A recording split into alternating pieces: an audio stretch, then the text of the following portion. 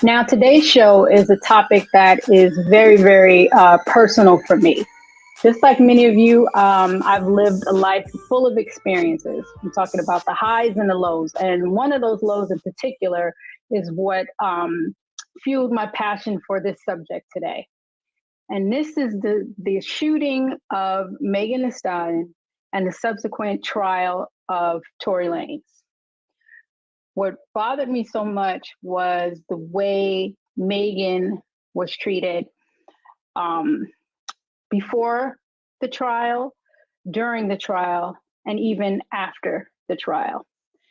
For those of you not familiar with the trial, Tory Lanez, rapper, R&B singer, producer, shot Megan Thee Stallion in the foot in 2020.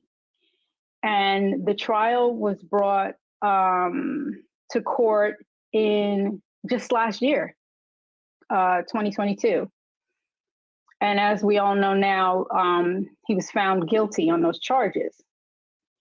But Megan has been treated like the villain. She's been made to be the villain in this, being mocked, being her trauma being minimized. And this experience that Megan went through is something that all Black women face, especially when we are affected by violence. This is something that's called misogynoir. This was a term that was coined by the feminist writer Moya Bailey. And basically, misogynoir is the intersection of race and gender. So it's something specifically that affects Black women.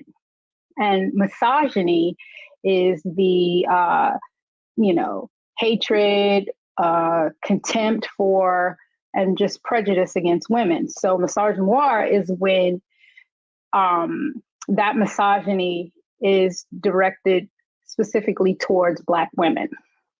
And this is the subject that we're going to discuss today. I'm bringing in two journalists who wrote these incredible pieces on the case. The first one is Jamila Lemieux, who wrote an article for BET called Free Megan. And the second journalist, is Taylor Crumpton, who also wrote a piece for Harper's Bazaar on it. And she specifically had misogynoir in her title. So we're going to discuss that today and get into it because I really want to address the fact that when Black women are harmed, when Black women are subject of violence, for some reason, our trauma is not taken seriously. Our trauma is minimized, like I said earlier, and mocked. And we have to have this discussion because it needs to stop. And we can only do this as a community. So enjoy this conversation with us. And I hope by the end of it, you'll have a different perspective and understanding and empathy towards Black women and violence. All right, I want to get right into this important conversation with my first guest, Jamila. Jamila, welcome to The Frequency. Thank you for being here. I want to get right into your article because I think it was so important. You wrote it, and it was released actually right a couple of days before the verdict. And you titled it Free Megan. Why did you choose that title? And what did you mean by that? I feel that Megan has been trapped since this incident happened. She's been trapped by the way we respond to violence against women in this country, and in particular, the way we respond to violence against Black women. Right. She's been subject to a lot of online abuse and harassment, rampant speculation about what indeed happened and the nature of the relationship between her and Tory Lanez, and speculation about her sexuality and her involvement with other men. And she has not been allowed to adequately grieve what happened to her at the hands of someone who is a friend. She has not been treated overwhelmingly as a victim. She's been treated as if she's done something wrong. Right. Why do you think that when it comes to, women and Black women in particular, that we are not believed? There's a long history of characterizing Black women as inherently bad in order to justify our place in the society, dating back to when we were enslaved, that Black women are, treated as if there's some sort of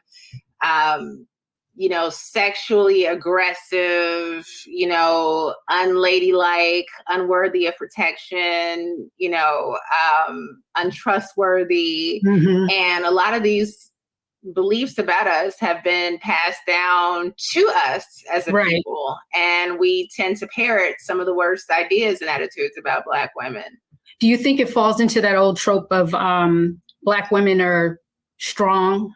We're so strong that we don't need any empathy or sympathy or. Absolutely. The trope of the strong Black woman that many of us have embraced as, a source of self-esteem and a way to survive and navigate the world, holding on to the idea that we can just simply withstand more pain than other people has done us great harm. And I think that was absolutely at play during this situation. Yeah, it got to the point where she first put out a tweet about it's not a joke, because there were memes and jokes and so many people came forward and made fun of it. I mean, celebrities, just regular online people, a lot of harassment. And then she had another, maybe about 2-3 weeks after that, she had another post where she came online on Instagram and literally had a breakdown, to show, like, Black women have to show that they're bleeding, they're dying, there's pain, there's cry, we have to cry in order for not even to get a little bit of sympathy for us to be believed. And I think that right there goes back to what you said about how it's harming us to be perceived as strong and not perceived as women that need sympathy or empathy, or to be believed when we are harmed. Another thing too, I don't like the jokes that were made about her and the lines.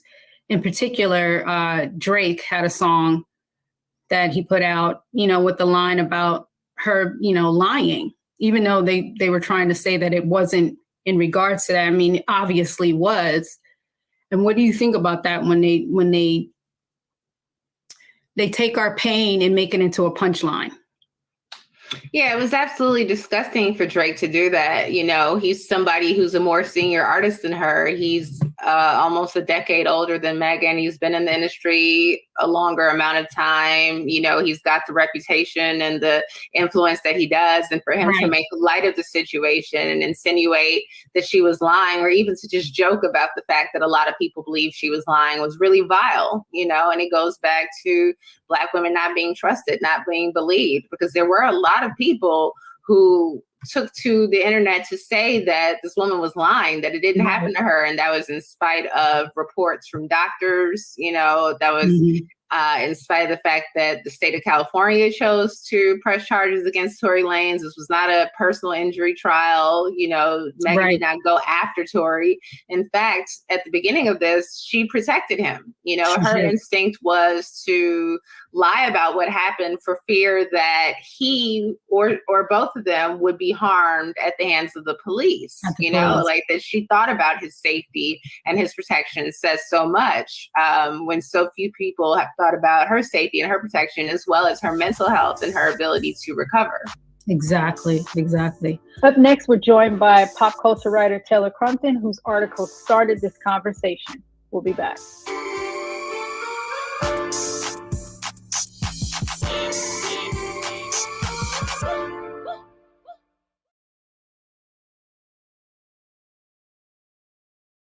Black Star Network is here. Oh, no punch! I'm real revolutionary right now. Thank you for being the voice of Black America. All momentum we have now, we have to keep this going. The video looks phenomenal. See, there's a difference between Black Star Network and Black-owned media and something like CNN. You can't be Black-owned media and be scared. It's time to be smart. Bring your eyeballs home. You dig?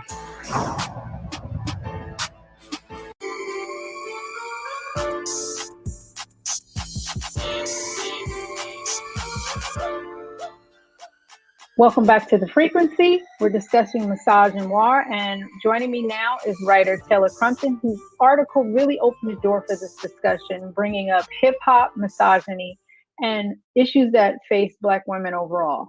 Welcome, Taylor. How are you? I'm so happy to be sharing the screen with you right now. I am so honored to have you and Jamila. This is just like such an important subject. And you wrote an article right after the incident happened in 2020 in July. And I thought it was, important to have your voice on. So the title of the article, Women in Hip Hop Cannot Thrive While Misogynoir Exists. And then you put in a byline, like, the jokes about Megan Thee Stallion's traumatic shooting sheds the light on the bigger issue of misogynoir and in hip hop, and it must be eradicated. That right there. Talk to me about your article and what made you write it. When I first heard of Megan Thee Stallion's incident, my mind immediately went to the 2009 assault of Rihanna at the hands of Chris Brown. Right. Around that time, I was a teenager. I believe Facebook was the still most popular social media platforms. And that's where I first started to understand that Black women and harassing them and the vilification of them, the dehumanization of them is trendy and is popular. I was in middle school seeing and hearing rumors of why Chris Brown was deemed, I would say, almost like worthy of getting back into the good graces of the hip hop. Right. I famously remember him performing Michael Jackson at the BET Awards and Taraji P. Henson getting up and crying and almost welcoming him back to the fold. I remember that.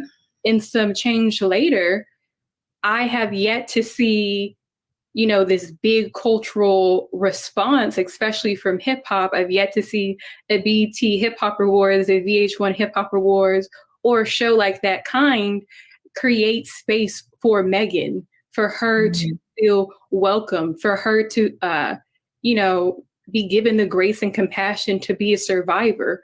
What we have seen since she first came forward and said, hey, this happened to me. I was scared. I was afraid, has been spaces like Rolling Loud and Bright Flames.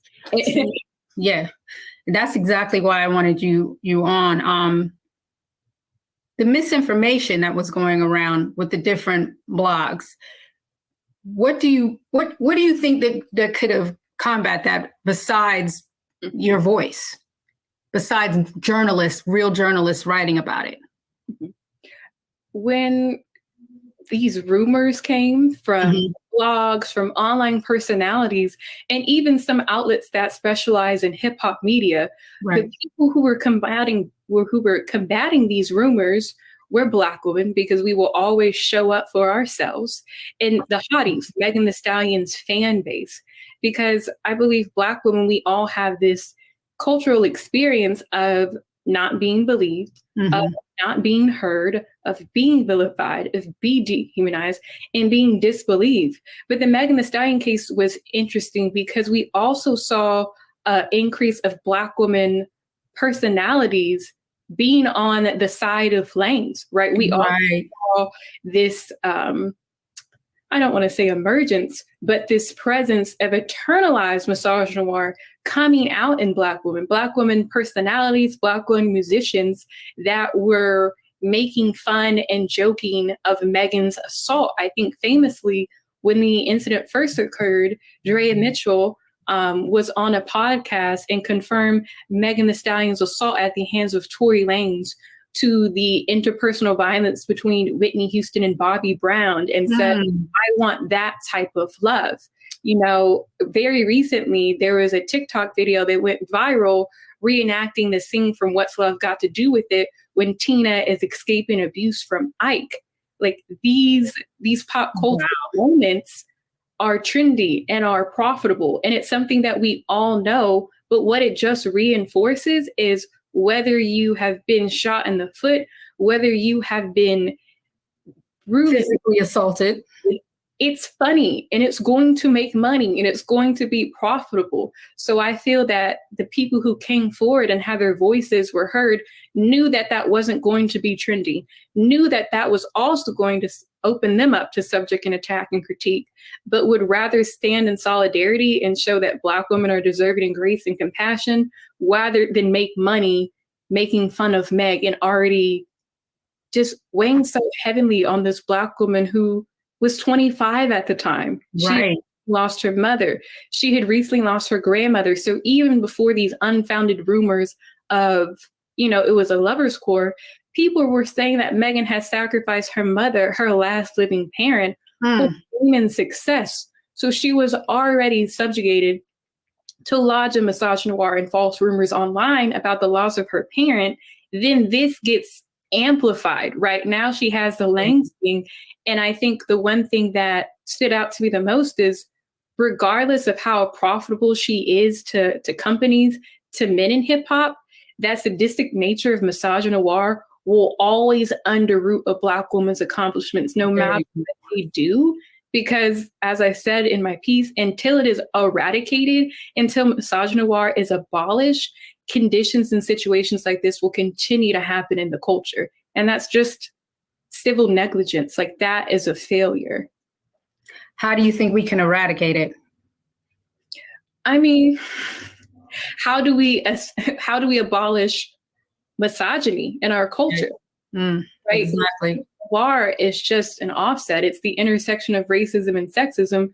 So how can we make efforts individually and intercommunally to eradicate these structures that exist? You know, it can be as simple as, why aren't Black women journalists being paid the same rate as Black men? Why are the productions of a Black woman always devalued and not being seen as something worthy of respect? Exactly. Can we bring Jamila back in?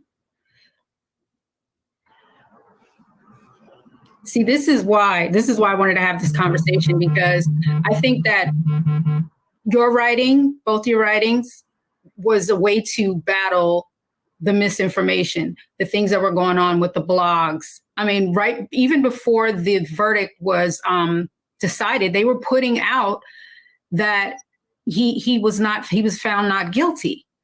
And it's still going on to the issue of not believing Black women. Do you feel like there should be more?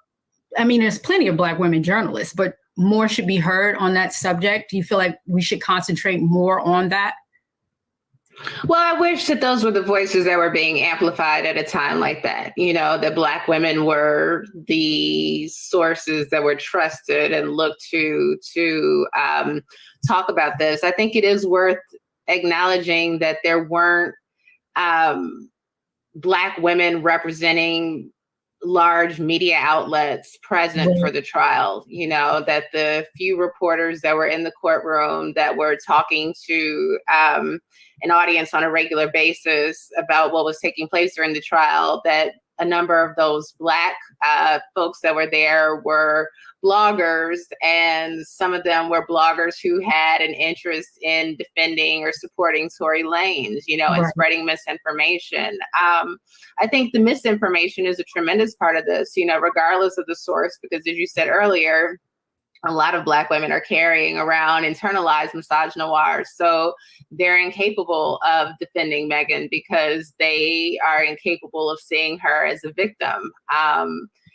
I do wish that Black women's voices had been heard, you know, louder during this case. But I will say, you know, there was Taylor's article, there was my article, you know, I know Ivy Ani wrote about it, a number of Black women. I'm looking at the girl's book now, Shanita Hubbard, you know, a lot of Black women writers did speak up and out on behalf of Megan. And a lot of us were essentially saying the same things, which we're saying every time a Black woman is harmed publicly, you know, that we're not believed, we're not trusted, we're deserving of sympathy. We're constantly left to plead for our humanity. Right. Do you think that it would have made a difference if more Black men spoke up, more Black men, male journalists, do you think? I wish, you know, regardless of whether they were journalists or celebrities, what was largely absent here were Black men, you know, visible Black men speaking up on behalf of Megan, you know, simply acknowledging that she had been shot, full stop. Right. You know, that was the biggest thing that mattered here. That was what was most important, that this woman had been shot. And, you know, according to people who witnessed it happen, Tory did it. Right. You know, I think Bun B was the only one that stood up. He was one of the few. Maxo Cream as well stood up for Megan Thee Stallion, which I think is indicative since, you have a Houston hip hop legend. And then you have Maxo, who also was in the same, I would say, like cohort of class of Megan, of regional talents kind of like crossing over. And I thought it was fairly interesting how very shortly after the incident, those two took to social media. Bun B kind of almost acting as like a surrogate father or a father figure, saying like, Megan is from Houston. This is our girl. We will defend her. And Maxo also taking approach almost like a brother and sharing his own incident where Lanez, I guess, attempted to jump into like his car at a Jamaican restaurant in LA, which didn't go over well. And Cream was one to kind of name the gender nuances of this, where he was like, you would never do that to me, but you felt comfortable doing that to a woman, which is indicative because even the way Lane's case with August Alsina, even Lane's case with, I believe, a member of a Love and Hip Hop franchise, there is a history and a repeated pattern of violence, yet that history was never called into question. There was no research being done on, is this an isolated incident or is this a pattern? Because in the court of public opinion, he was the one that needed to be protected. He was the one that needed to be centered. And Black men, whether they did it subconsciously or consciously, gathered around him. I remember when LeBron James was in his car blasting Tory Lanez and people said, you have a daughter. What does this mean? And I think that was the distinction, whether you came from a Black woman, whether you have Black women in your life, sisters, aunts, mentors. The sadistic thing about Misogynoir is that it was so rampantly at play in the culture and in celebrity that I feel like it was such an abundance that the Black woman voices that were coming out, that were writing, that were advocating, reporting, always seemed to be systematically ignored and silenced. And the question, I think Jamila brought it up about Black reporters and the people who were on the scene. We saw after the trial had, ruled, Black journalists were, I still think, ignored. Like a lot of non-Black journalists were amplified. I think about Megan the reporter. She had an interview, a Q&A with BET.com. about like her rise in her reporting, yet Black users on social media critique BET for taking a stance that was read as very apolitical, that was very neutral, but also very telling that they were waiting for the trial at play. So then they could put out tweets and social media copy defending Megan Thee Stallion. And that was for a number of Black outlets and sources that we go to, that we look towards, that decided to take an apolitical stance, which inherently read as not supporting Black women when they needed it the most. Exactly. Okay, y'all. We're gonna take a break and we'll be right back.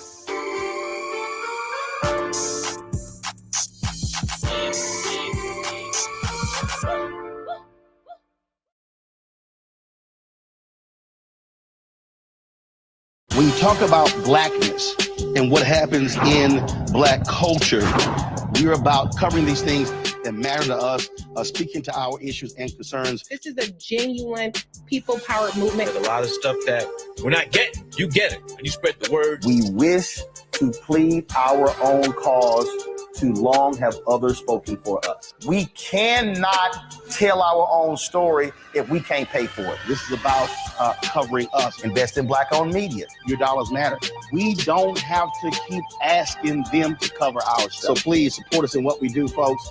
We want to hit 2,000 people, $50 this month, raise $100,000. We're behind 100,000, so we want to hit that. Your money makes this possible. Check some money orders. Go to P.O. Box 57196, Washington, D.C. 20037-0196. The Cash App is $RM Unfiltered. PayPal is R Martin Unfiltered. Venmo is RM Unfiltered. Zelle is Roland at RolandSMartin.com.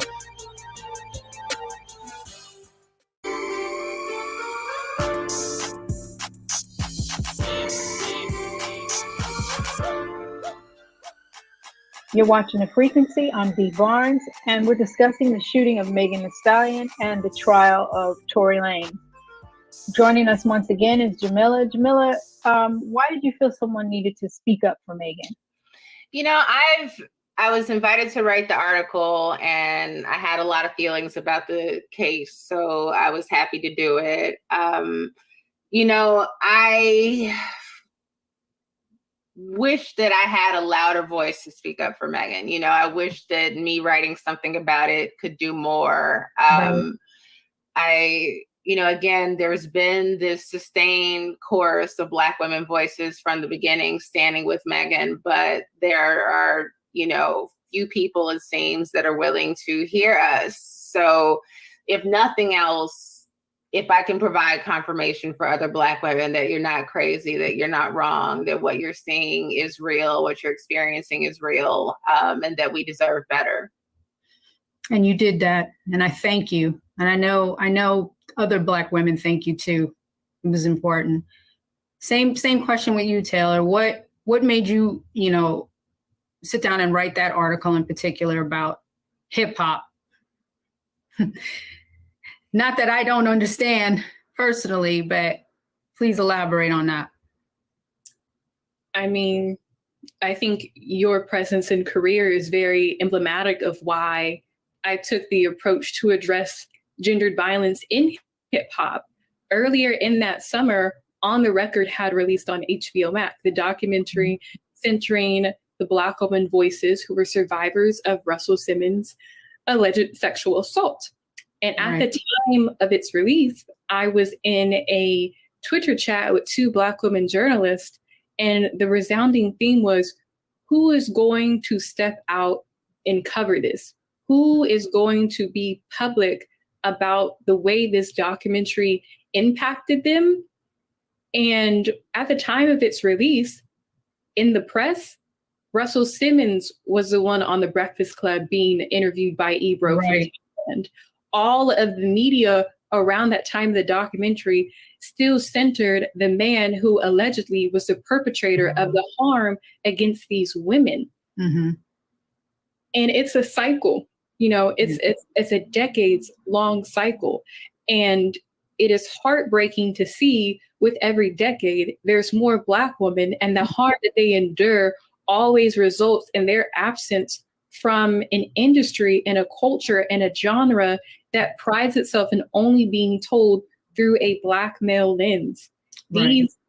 These not even incidents, these attacks of targeted harm add to this monolithic idea that hip hop is a genre and a culture for Black men by Black men. And the eradication of women like yourself, like Drew Dixon, like even the violence that Lil' Kim endured by men in hip hop who were seen as stakeholders, who were seen as powerful, is very frightening as a Black woman in music, as a Black woman who loves hip hop and journalism. So whenever this first occurred, I was invited by Harper's Bazaar to write about it as someone who has seen Megan rise, as a fellow Black woman from Texas. And I think I had to remind people that she is just the latest in an unfortunate legacy of Black women in music who were sacrificed for Black men to be protected in this industry. And especially at a time in 2020 where there was this, quote, rise of the woman rapper, the rise of women in hip hop. Right. And even though Megan was representative of that rise, it also quickly showed how much the industry was ready to eliminate her, was ready to eradicate her, and kind of revert back to being so male-centric. Mm-hmm. Exactly. There you have it. I mean, we've covered it. We've covered it. And in all honesty, I think it's because of Black women and journalists in particular. If we do not voice and call out these things, you know what I mean, to hold these people accountable, I don't think anyone will. And even when there's other platforms that are trying to present it, I don't think that the perspective is on point as much as it's coming from our voice. Do you follow me what I'm saying? Like, if it wasn't for us having us, there would be no, what am I trying to say? There would be no real protection. There would be no real voice for us if we did not write these, articles. If you guys did not write those articles, I don't think that people would really be, and countless other women journalists. And like Jamila was saying that, I wish they were elevated more. I wish it was louder. But I do believe, though, that they did do something. Even though you might not feel that it's a small part, I do feel like it's part of an overall bigger picture. And I feel like a lot of people were listening and could relate and could hear your voice in that it was defending something that couldn't be defended. And thinking about Megan and what she's going through, I hope she's healing, and I hope she knows that she's loved and she's surrounded by sisters that do love her. There are a lot of women out there that do support her. And then I hope that all the positive voices drown out all the negativity. All right, we're going to take a quick break. And when we come back, we're going to discuss how and why Black women cover for Black men.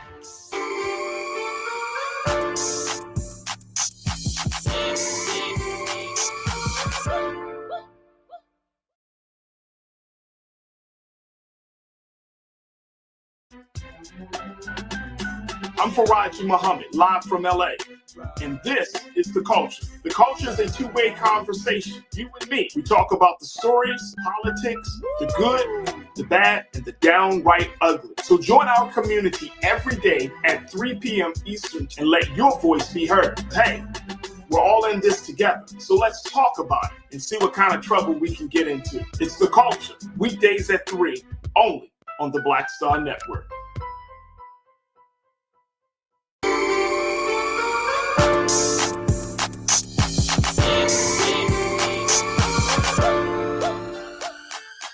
One of the strangest things about Misogynoir is that Black women are being abused by the hands of Black men. So why do Black women feel like they have to protect their abusers? Black women are in a precarious situation when they've been harmed, by a member of their own community or someone else, because we don't have a good relationship with the police either. We can't trust them to take our needs and concerns seriously and not to react to us without violence. But I think that as a community, Black people have been very clear on the threat against Black men for many years, and we've taken it very seriously. We've wanted to protect our men from the violence of white supremacy, from the violence of law enforcement. Right.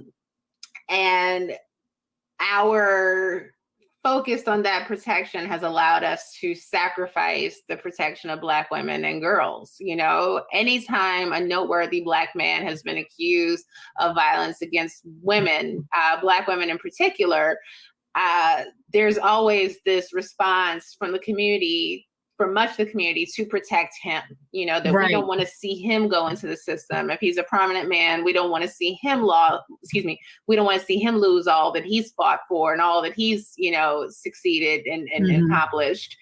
And, it is very much to our detriment that we are unwilling to be honest about, the violence that some Black men perpetuate, Right. And we always get accused of tearing a Black man down. Mm-hmm. That's one of the things that I heard continuously about it. Taylor, how do you respond to that? Historically, Black women have been told to protect the community at the expense of themselves, to protect the Black man at the expense of themselves. She really just eloquently, illustrated all of the individual, societal, political factors, why that belief is something that is integrated and embedded into the ethos and the ideology of the Black woman. However, there has yet to be a moment of cultural teaching What happens when a Black woman is assaulted by a Black man? Where have been the conversations in the home about that? Where have been the conversations in a lot of like Black spaces? I think Megan said she did not want to have the interaction of the state and the criminal justice system. What she is saying is, I know what happens when I, as a Black woman, report and get the state involved in something that is an interpersonal matter, when this is just between two members of the community. Because we know the criminal justice system has always historically been unfair and unjust to people of African descent, with a hyper focus on Black men. We also know that when a survivor of gun violence, when a survivor of domestic violence goes to the courts and the legal system, they are never centered. The ruling, even though it gave validity to Megan's claims, does not stop the continued harassment and violence that she will endure from members of her own community. In fact, it seems to amplify and ramp up that continued harassment and violence, because her case was not only in just the court in the state of California, it was on social media. And that seems to be a never-ending cycle where justice is never truly given. So we are in this moment of pop culture where these things are going to be archived and documented, how we're failing Black women. And as I said in my article, it is not the responsibility of Megan and her peers to do the work. Inherently, it's not the labor and responsibility of Black women journalists, of editors, of Black women with these platforms. That responsibility is on men to really internalize and interrogate and work through and process and do the labor of work of eradicating misogynoir in themselves and their communities and their stakeholders. Why was Tory Lanez so valuable and worth defending at the expense of Megan? Why did DaBaby release songs about Megan Thee Stallion and sleeping with her? Why is it okay for rappers to make music videos where a stallion's leg is being cut off? Like, when is enough enough? When are their peers going to step in? And what we've continually to see is that because they do not deem it a problem, that interaction, that intervention is not going to come. They don't deem it as their problem. It's their problem. Black women did not create misogynoir. Women did not create misogyny. Those are structural forces of the patriarchy. That is their responsibility and labor to do. We should be able to just take care of ourselves. Like, Black women deserve care and Black women deserve grace. It is not Megan's responsibility to call out every rapper that makes a line about her. Right.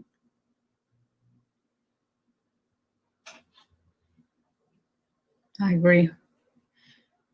And I think, you know, it's been years since my incident, and I still see no structural change. I still see not a lot of men stepping up publicly and saying what needs to be said.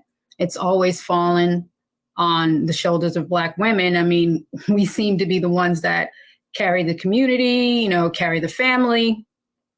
And I don't know what it's going to take to change that, but I do believe that your writing, both of you, your voices, even though you think they're not being heard, they are being heard, and they are being listened to and taken into consideration. And I think this generation in particular, and what I mean by that is this whole social media thing, it's different. I mean, the things have changed, even though the things have,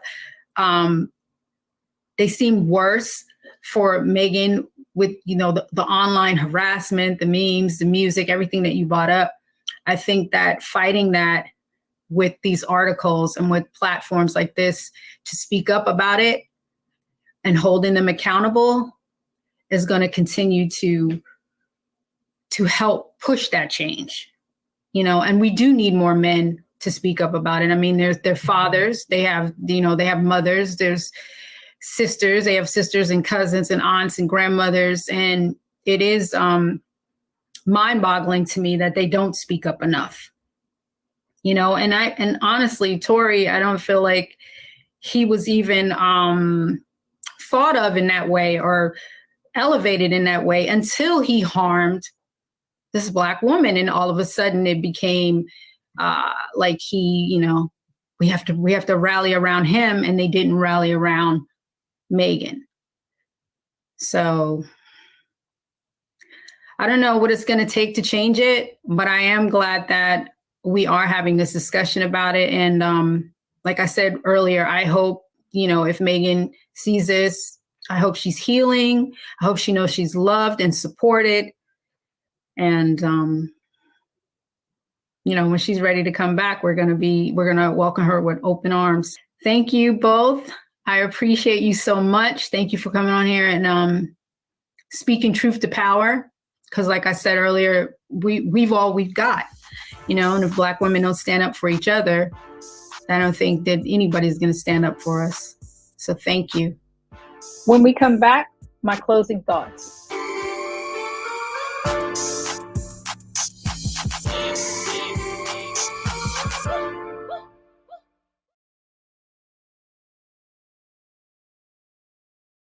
Don't you think it's time to get wealthy? I'm Deborah Owens, America's Wealth Coach, and my new show on the Black Star Network focuses on the things your financial advisor or bank isn't telling you. So watch Get Wealthy on the Black Star Network.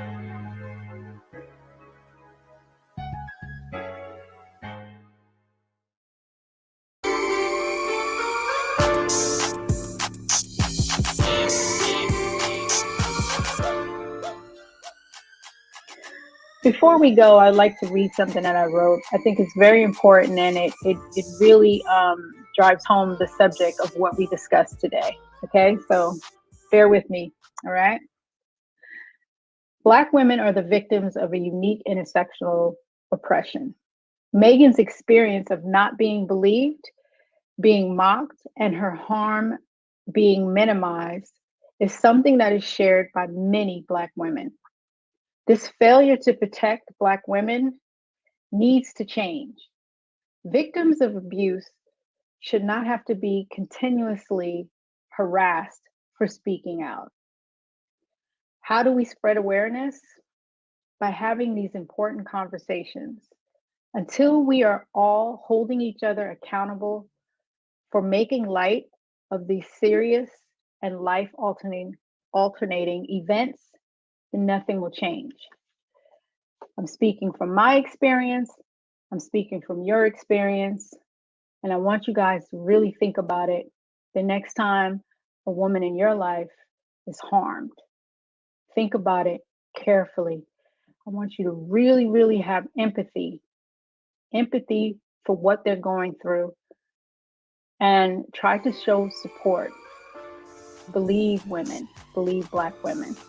Thank you for tuning into The Frequency right here on the Black Star Network. I'll catch you next time. We out.